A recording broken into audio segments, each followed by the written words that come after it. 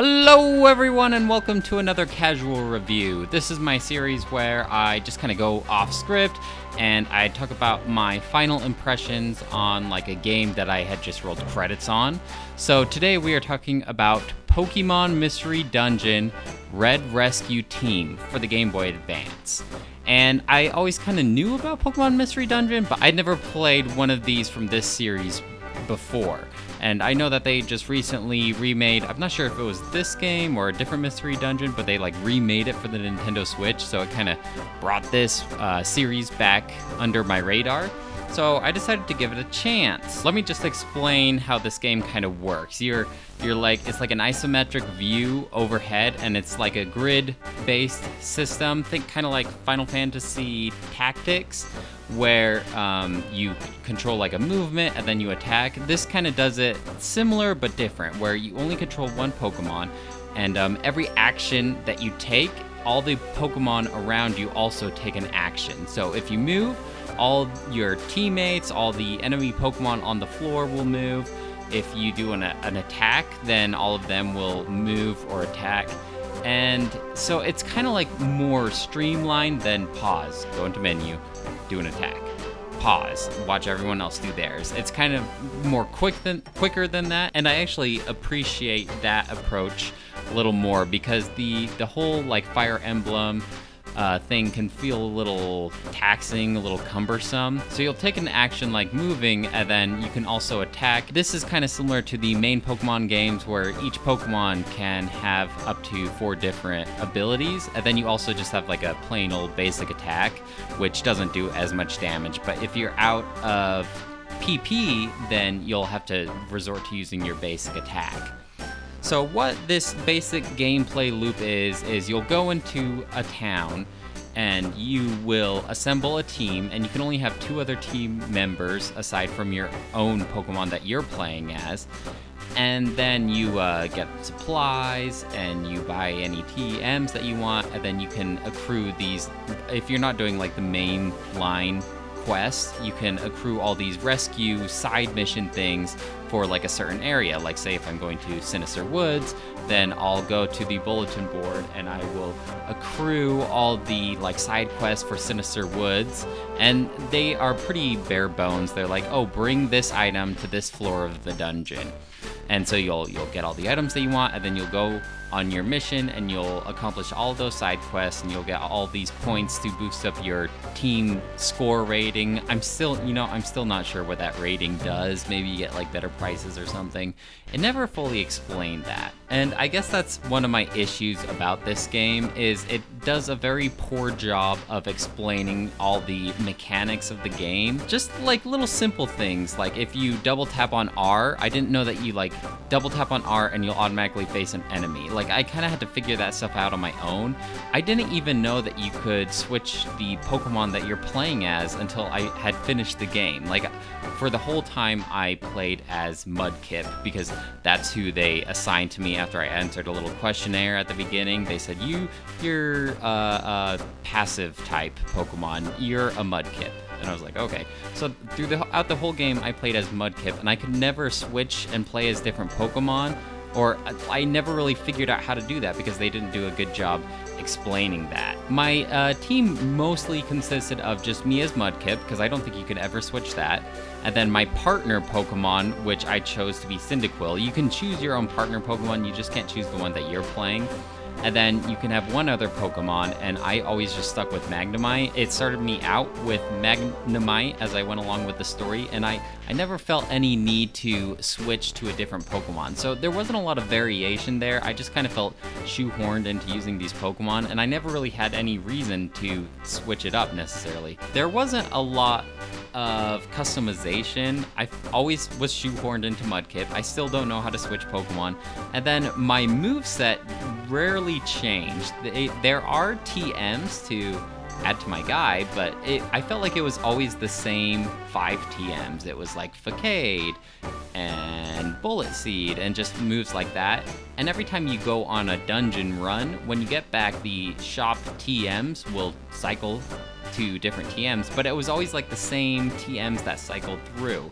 And so I felt even at the end of the game, Mudkip still had Tackle, Water Gun, and Mud Shot, I think. I did eventually learn Whirlpool, like at the higher levels, like I was 30 and that was near the end of the game. So I didn't get to customize Mudkip that much, because even when I would find different TMs that I don't normally see, I'm limited to only what Mudkip could normally use. I do kind of wish that this game was even more like Pokemon. I feel like the whole Pokemon formula transfers well to this more tactics gameplay, but I just kind of wish, like, to obtain more Pokemon, I would have rather just used balls, like Pokeballs, but instead it's more like if you defeat a Pokemon, he has a chance of asking to join your team, and you I don't really like that, because I like to be able to choose. I guess it's kind of nice because it kind of forces you to use Pokemon in your team that you normally wouldn't,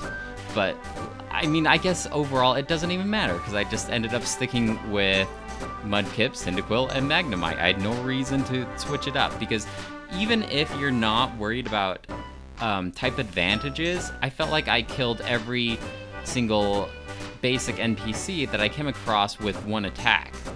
And I guess that's another problem, is it's pretty easy, like most Pokemon games, to become over-leveled. And so even if you stick with like the main storyline, you're gonna be able to one-shot practically all of these Pokemon. Unless you are at a type disadvantage, then you have to do 2 attacks.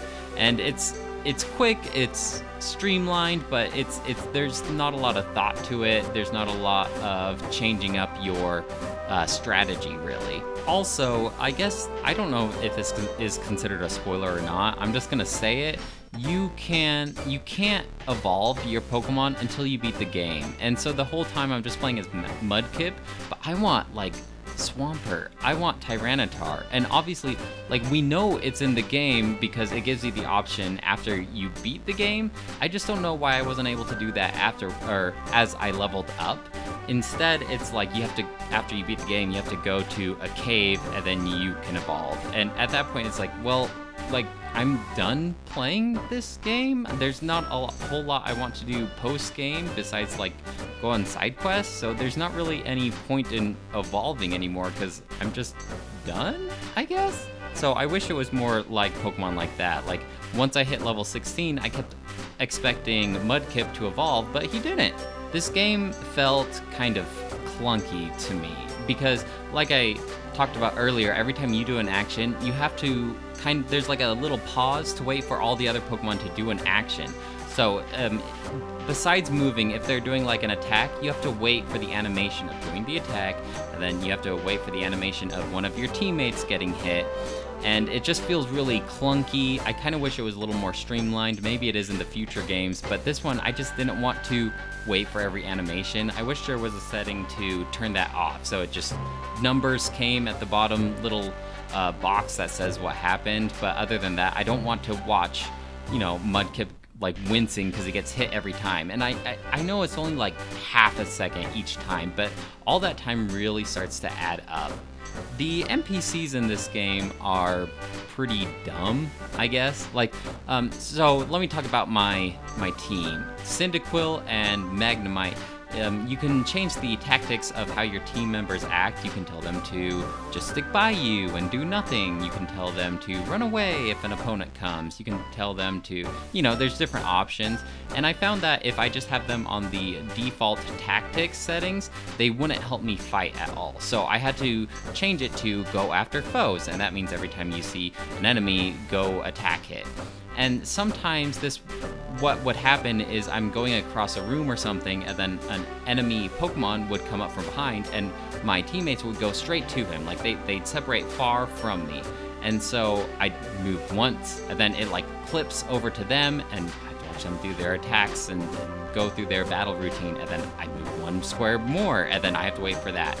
And then after that happens, after, like, one of them finally dies, usually it was the enemy Pokemon, but sometimes my team members were just so dumb, and then they would become like desynced with me. Like, they wouldn't come back to me. They just start going off on their own, and I had to like chase them down. But since we all move one square, if they're running away from me, there's just no hope. I can't catch up with them. And then, sometimes they'll go off and fight more Pokemon and then just die because they're just doing their own thing. I wish there was a setting like, hey, if there's a Pokemon within a certain vicinity, go help me attack it. And then after it's defeated, come straight back to me. Like, don't wander off after that. Another time that this would happen is there are certain tiles on the floor that only certain Pokemon can go over. So I was playing Mudkip, I could go over water, but Cyndaquil could not.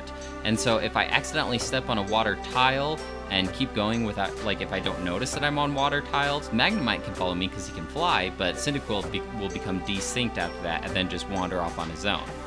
Another issue is when I would notice that I stepped on a water tile and I'd turn around to try and go back on regular land, he would block my way. And so if you move on a tile that a friendly teammate is on, it'll ask to switch places with them.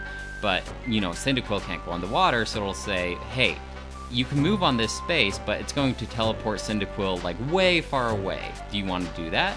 And I'll say no, and I'll try to go on a different tile. And Cyndaquil, he just keeps following me because, they're programmed to be right behind you. So he'll just keep blocking my path until eventually I say, fine, teleport him. And granted, Cyndaquil was pretty tough.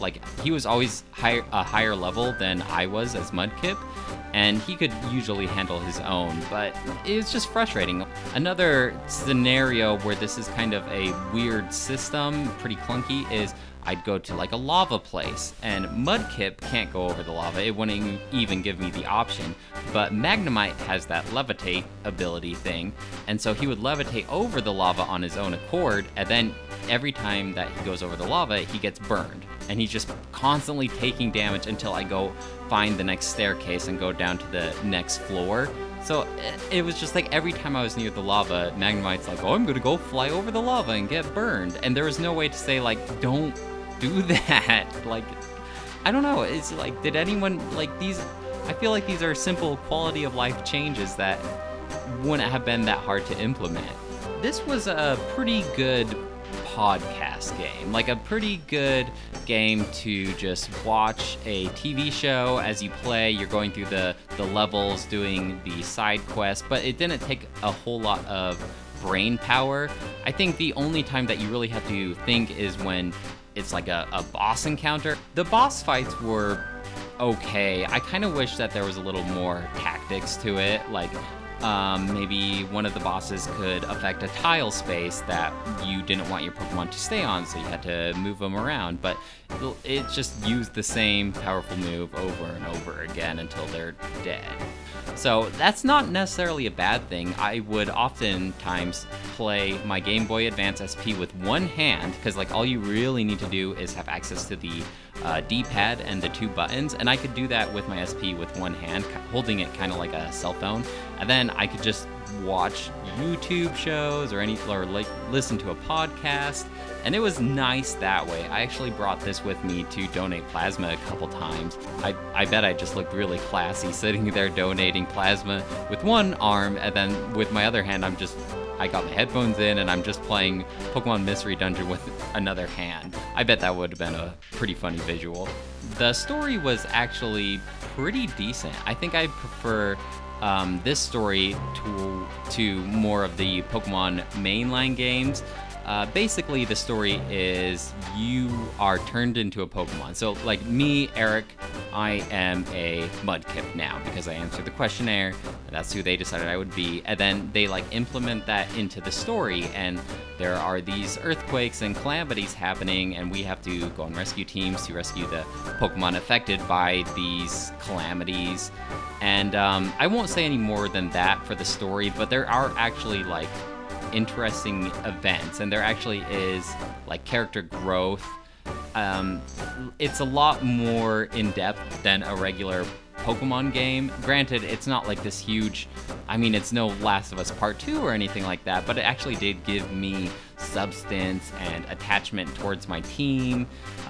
You know, my Mudkip and Cyndaquil really did become like pretty good friends, and there's a whole town full of these Pokemon. It's just, you know, it's better than a regular Pokemon game, in my opinion, where it's like, well, my goal is to get all 8 badges, and sometimes I'll talk to my opponent, and then I'll fight a legendary Pokemon, and that's it. I just think it's kind of interesting that this game, like, they reference humans, but there aren't any other human, like, you don't see any humans throughout the whole game, and the Pokemon all talk to each other, like, in English, or, I don't know. What language do Pokemon speak? Pokemonese, and they all can talk to each other and understand each other, but they're all doing like human stuff. I think it'd be pretty funny in like a regular Pokemon game to see Pokemon doing this kind of stuff, like having a town and like shops and things like that. Like, I don't know. I've never seen Pokemon interact in this way or be this intelligent. Most Pokemon in the regular game are treated kind of like smart animals, kind of like dogs, so it's weird seeing them run a town and post jobs on bulletin boards, and I don't know, it's just kind of interesting. They have like a whole postal service. You know, overall, I think there is some good fun to be had out of this game. I definitely enjoyed it, even if it was a little mindless. I like Pokemon. I liked the story. You know, I do prefer this combat compared to regular turn-based combat. I just wish there was a little more depth to it. I think I'll give this game a 3 out of 5. It's better, you know, it's better than average, but it could be so much more, and I wonder if the future mystery dungeons add a little more depth to it. I don't know, maybe someday I'll go to the Switch version and see how that is. Well guys, I appreciate you listening to this casual review. Please let me know what you think of this game. I'm sure lots of you have played it. I mean, Pokemon is pretty popular, so let me know if you enjoyed it. Did I miss out on anything? Am I, like, maybe there's some quality of life controls that I somehow missed. If you have any questions about this game, let me know. I just played it. It's still pretty fresh in my mind, so I'll be happy to answer any questions. Otherwise, that should be it for now. I will talk to you guys later. Bye!